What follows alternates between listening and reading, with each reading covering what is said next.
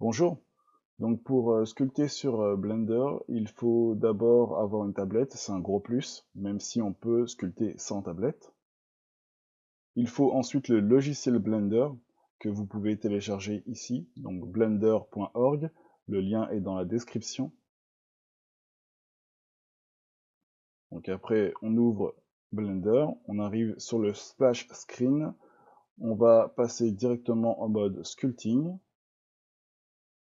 On arrive sur une sphère et on va activer le troisième bouton sur votre stylet de la tablette graphique en allant dans Préférences.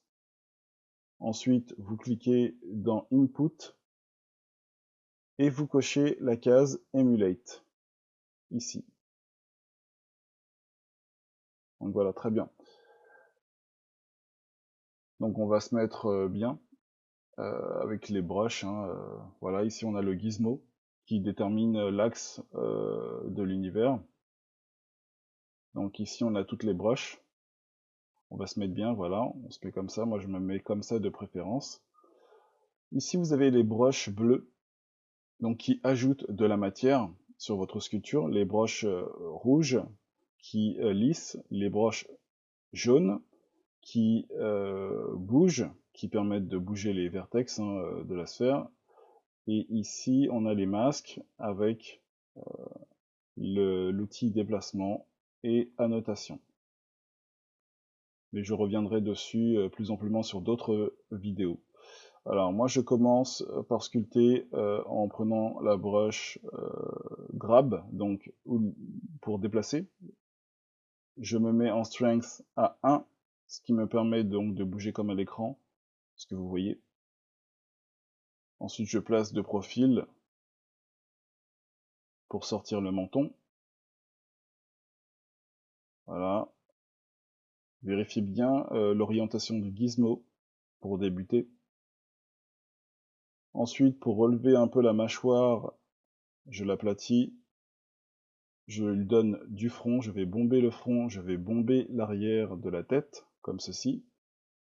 Je vais tirer un peu le menton vers l'avant. Je remonte un peu la mâchoire et le bas du crâne. Ensuite, je passe en dessous, au niveau de la mâchoire, pour aplatir la mâchoire. Donc avec cette broche ici, j'aplatis au fur et à mesure. J'aplatis, plusieurs petits coups, et j'obtiens ceci, pour l'instant. Voici. Donc je tourne, j'apprécie toujours mon sculpte en tournant, en n'hésitant pas à avoir de tous les côtés. Ensuite, je reprends la broche Grab, qui me permet donc de bouger les vertex, et vous voyez, on commence à avoir un visage qui apparaît. Donc là, je reviens ici sur le bas du crâne, voilà, donc là c'est pas mal du tout, au niveau des proportions. Je bascule dans l'Object Mode ici, voilà, je suis en Object Mode, donc je vais pouvoir créer le cou en sortant un cylindre, pas une sphère, voilà, donc un cylindre que je vais déplacer et mettre au niveau du cou. Voilà, je le déplace, je vais le rétrécir, je le pivote aussi, voilà, comme ceci, et donc on place bien son cou, on laisse de la mâchoire, voilà, on recule un petit peu, et on le met comme ceci. Donc je reclique sur le sculpte que j'ai fait, comme ceci, voilà. Je vais chercher mon modificateur ici pour coller les deux objets. Donc modificateur booléen que je mets en union. Je clique ici sur la liste qui me permet de coller donc le sculpte et le cylindre. J'ai appliqué mon modificateur et je fais Maj Z pour supprimer l'ancien cylindre. Maintenant, j'ai une seule forme qui est prête à sculpter. Je suis prêt à continuer. Je reviens donc en sculpt mode, comme vous avez vu.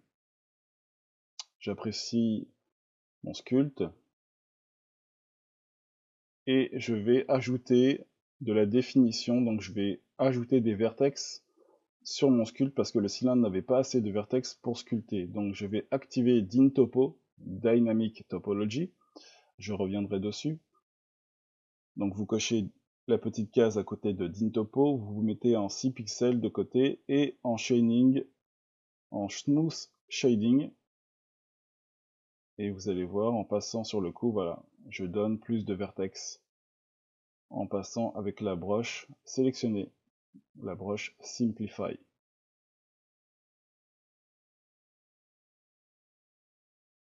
Voilà. Je prends la broche Mask, je mets la Strength à 1 et je peins toute la tête comme ceci pour pouvoir faire le buste de mon personnage. Donc je peins, je m'assure de ne rien oublier.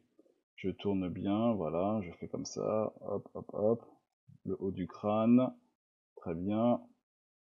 Je m'assure de bien peindre partout. Et je vais donc pouvoir faire le buste en étirant à partir du cou. Voilà, je termine. Très bien. Maintenant, il me reste plus qu'à prendre la broche Grab, donc celle qui déplace. Vérifiez bien le gizmo. Donc assurez-vous bien de vous mettre deux profils et de mettre votre sculpte au centre de l'écran. Ensuite, prenez la broche Grab, agrandissez-la avec la touche F. Ou alors en passant par ici, là on est sur Strength, voilà.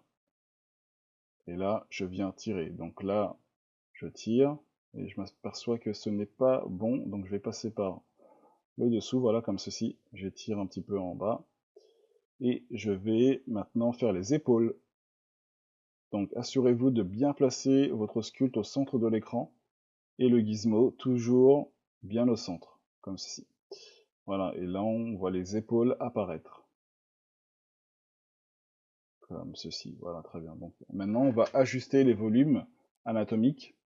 Donc on va mettre un peu plus de torse à notre personnage, voilà. On tire un peu toujours avec la broche Grab. On lui donne un peu de dos et un peu plus d'épaules. Comme ceci. Voilà. Très bien. Et maintenant, on va rajouter des vertex sur nos épaules qu'on vient donc de créer, de sculpter, pour pouvoir rajouter des détails par la suite. Donc toujours avec la broche Simplify que voici.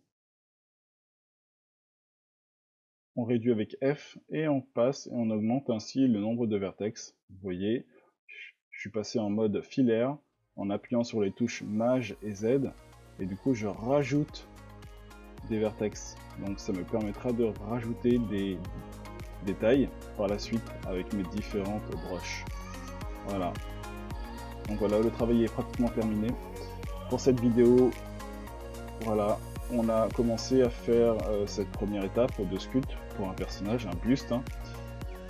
Je vous retrouve sur la prochaine vidéo. Salut!